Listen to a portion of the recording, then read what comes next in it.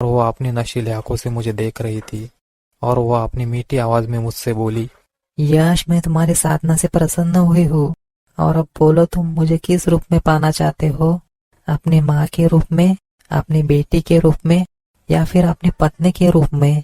मैंने बिना वक्त गवाए झट से बोल दिया, मैं तुम्हें अपनी पत्नी के रूप में पाना चाहता हूँ। अच्छे से सोच लो यश, जब तक तुम इस दुनिया में रहोगे तब तक मैं तुम्हारी पत्नी के रूप में तुम्हारे साथ रहूंगी। और एक पत्नी अपने पति को जो सुख देती है वो सारा सुख मैं तुम्हें दूंगी।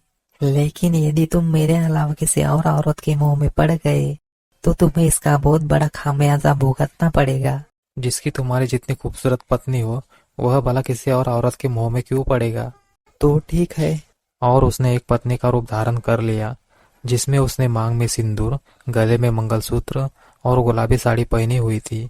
एक पत्नी के रूप में वह और भी ज्यादा खूबसूरत लग रही थी।